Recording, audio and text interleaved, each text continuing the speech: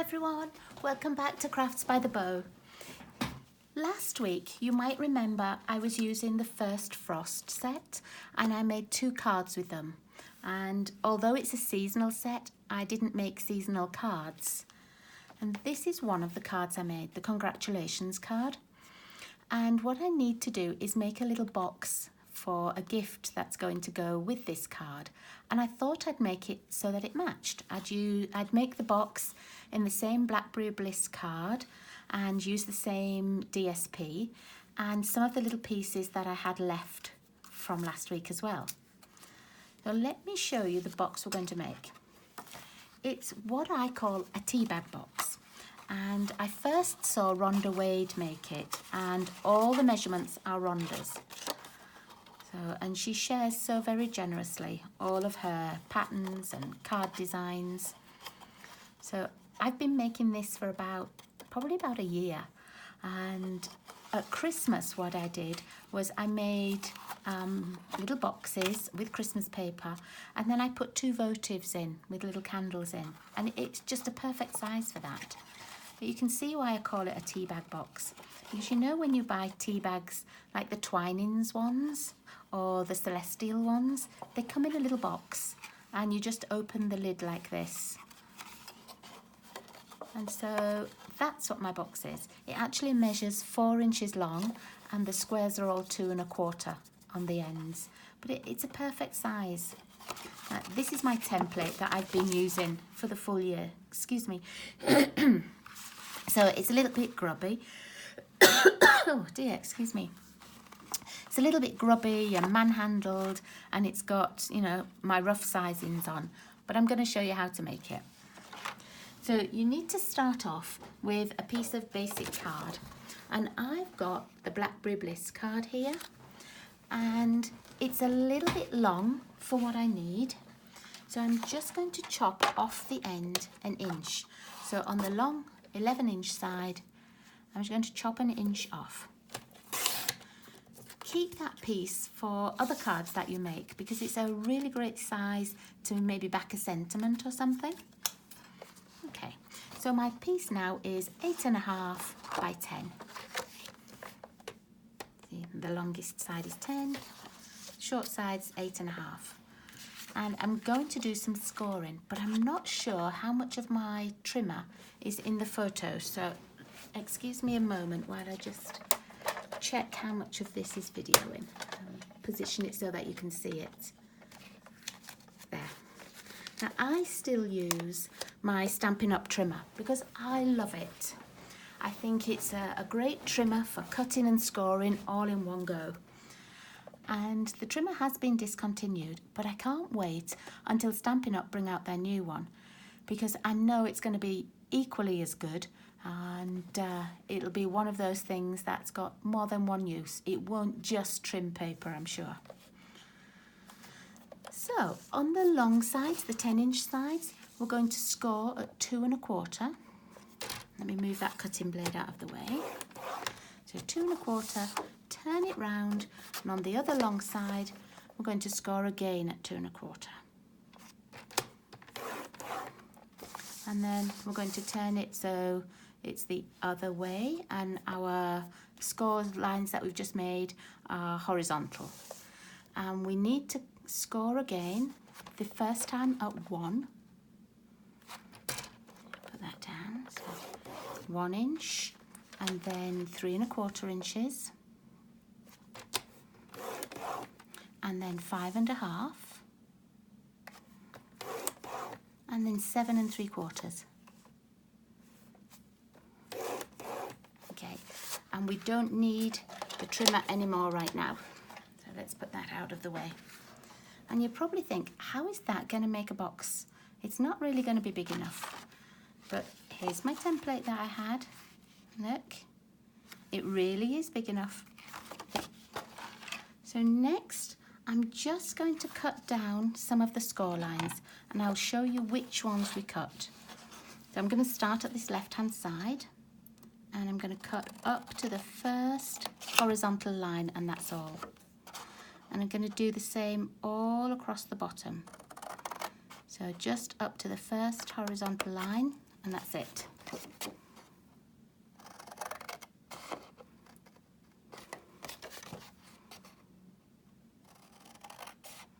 And then I'm just going to turn my card round.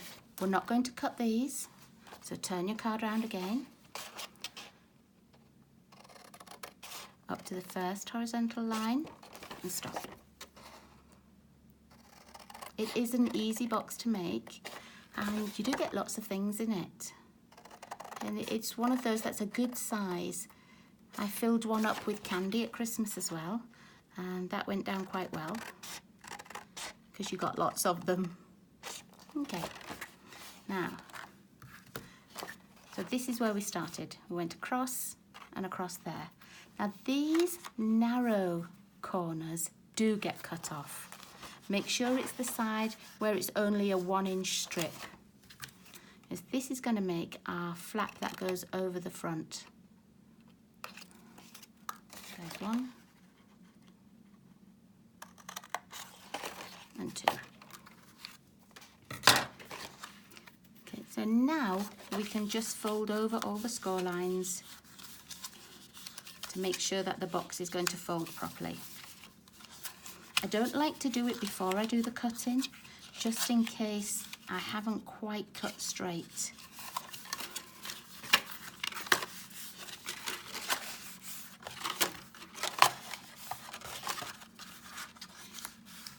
Sometimes what I've done as well with this box is I've cut individual, and this is not the right size, but I've cut individual pieces of paper and sort of gone over each one so that when the box is closed, all the sides are covered with a beautiful paper. Okay. Now, these ones are the flaps that go inside.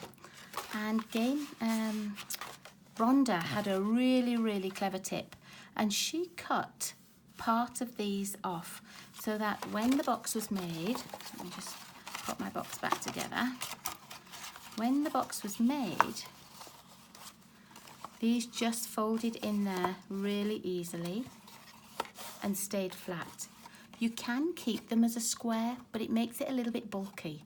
And I found that often if you leave it as a square, it pushes on the side of the card just a little bit, or it just looks a little bit misshapen.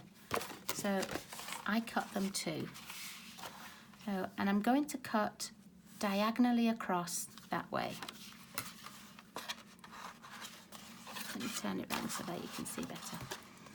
Okay, so if you're not confident about just cutting across corner to corner, what you can also do is put it in your trimmer and line it up corner to corner.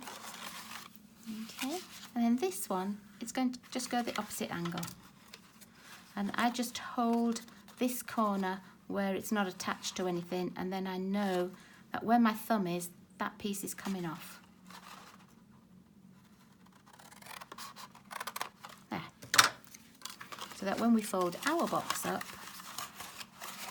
let's just fold that box. See, these little wings will fold inside to make our box. Let's make sure it's fully down, just like that. Okay, now let's get some glue put on here. Move that one out of the way. To do our glue, we go onto the first full square and the last full square. If you've left this one as a full square for folding in, then it's our second square and our fourth square. But it's going to be this one and this one.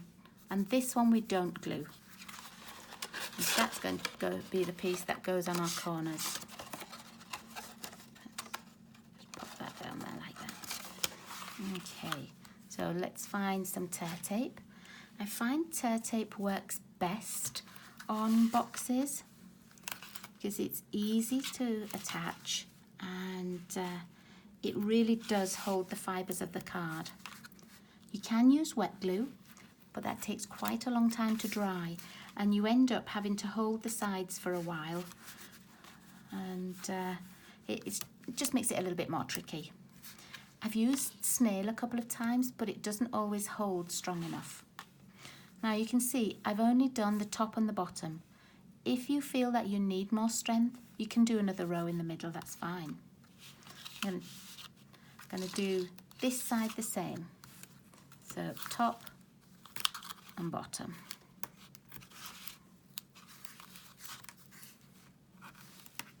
Top, ooh, sticking on my fingers, and bottom.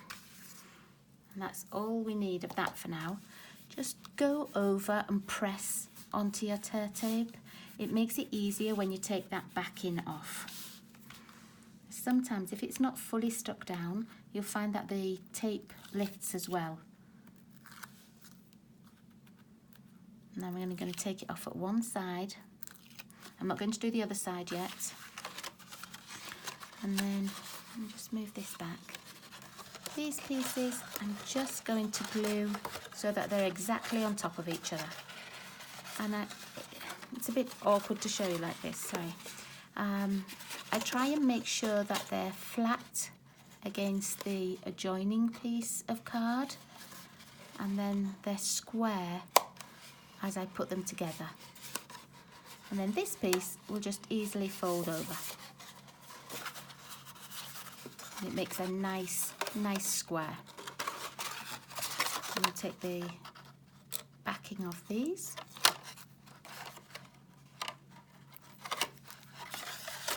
And this one.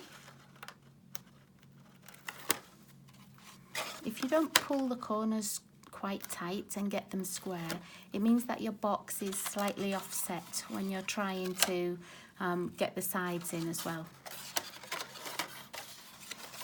So I'm going to line it up just gently with this flap, and I'm going to close it with this flap. And can you see it fits over perfectly? And then this piece goes over. Just push down with your fingers, make sure it's all closed. There we go. And now you can see that these little bat wing pieces go into the box, push down, and you leave the lip of the box outside. You could, if you want, have it to go inside like that, but then it makes it difficult to open. So you either have to cut a little space here to get a thumb in, or it's just easier to leave the flap on the outside. Okay, now let me get rid of this tape, and then I'll show you how to decorate it. But the next thing you need is your piece of DSP, and I'm using the matching one from the card, and I've just cut a 2-inch strip, so it's 12 inches by 2 inches, and it's going to make a belly band to go around the box. Now, if you did what I'd said earlier and decorated each side, you don't always need a belly band. You can just put a little piece of ribbon round. But because I haven't done that, I'm going to use the belly band. And I want it so that I can see this flower, because my tag is going to have that colour flower on. So I want it so that I've got it on the side there. So line it up where you want it, and then just crease. I'm just going to make sure that that's a level crease. There we go. Okay, so, whoops, let me put it back around there. You're just going to crease, and then you're going to crease all the way around. Once you've got that first crease in, that's fine. Okay, now I've got a little bit overhanging here, and that's because I wanted that piece. And ordinarily that would be tucked underneath, but I'm just going to crease it, and then I'm actually going to cut it off. Oh, yeah, I'm going to cut that off just like this. And let me just check again.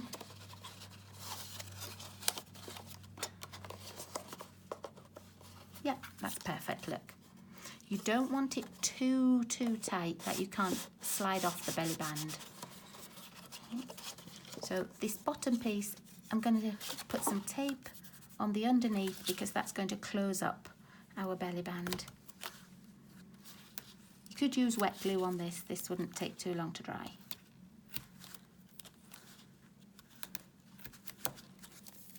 And push that down.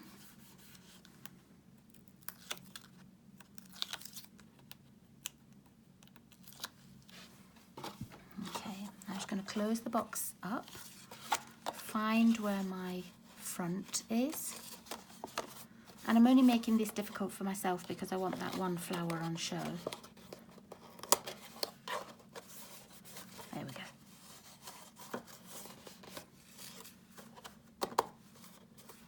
Okay, next I'm going to put a little piece of baker's twine round. And I want it to tie at the top, so I'm just going to leave a length at the top ready to tie in a bow. And I'm just going to go around 3 times and stop again at the top. Oh, that wasn't very level, was it? Let's put it so that it's in the middle. Okay, there we go.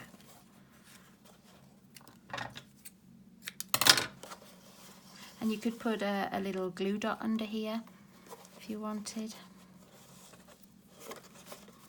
I don't need mine to be too precise because I'm actually going to put a little tag on as well.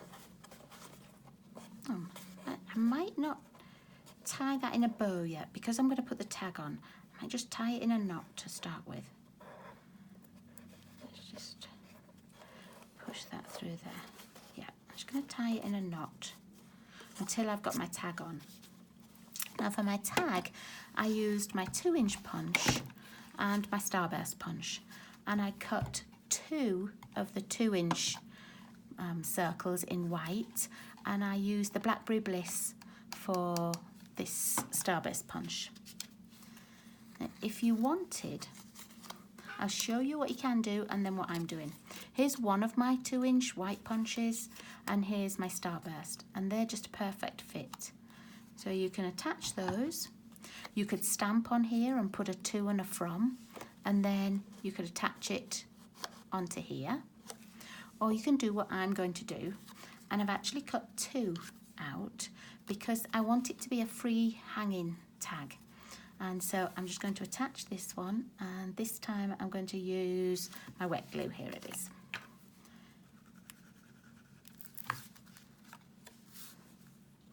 And I wanted a little bit so that I could do some writing on the back. You could use a to and a from stamp if you have one and put on the back. I don't usually do that because I want a lot of space to write. Okay, and then I'm just going to get my hole punch. This is one of the Stampin' Up! Hole punches. And I'm just going to see, turning it upside down so that I can see where the hole is going to be. I don't want it right on the edge. Oh, no, it's not going to go through. There we go. Okay. And I'm going to use some of those spare little bits that I had from yesterday. No, yesterday? When was yesterday? Yesterday was Tuesday. I didn't do anything on Tuesday. What I had from last week. And I'm just going to put a little bit of this stuck down. This was one of the dies that were in the first frost. I'm going to pop it on a side, and I might just take the bottom piece off in case it's too long. And then I'm going to use a dimensional to stick my flower on. And I might just use 2. It's quite a big flower.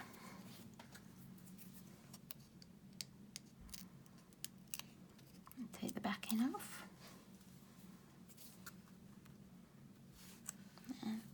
And you see that just matches my little sentiment and my flowers on the front of the card. Pop this glue down. We don't need that anymore. I do need a little piece more of baker's twine. I'm just going to double it over and then pop it through the hole. But you really don't have to do any sort of 3D embellishment. You can just stamp, and you could stamp a sentiment on there as well. Okay, but you see, I wanted mine to sort of hang down. So that will do. I'm going to put it underneath here and tie a knot.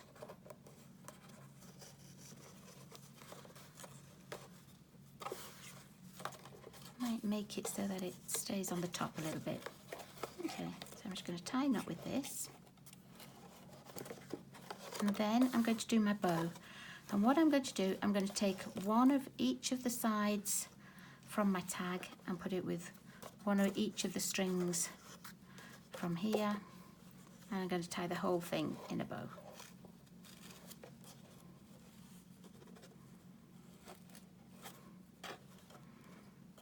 Let's just make that a tiny bit smaller, because this one side is a little bit too long. Make it tight, there we go. And then you just cut the little tails down a bit, because we don't need them too long. And there we are. So that's the little matching box. Oops, let's put it the other way around. The little matching box for my card. Okay. And then when the recipient gets it, they will just slide off the belly band, open the box, and there you go. And you can see that I've got lots of room on the back to do my writing. So that's my little 3D project for today, the box that matches my card. I hope you liked that. Next time I'm going to be making another 3D project that goes with the second card that I made last week. So I hope you stay tuned and watch it again. It will be shown on the Sunday. Thanks very much indeed, everybody. I'll see you all again very soon. Bye-bye.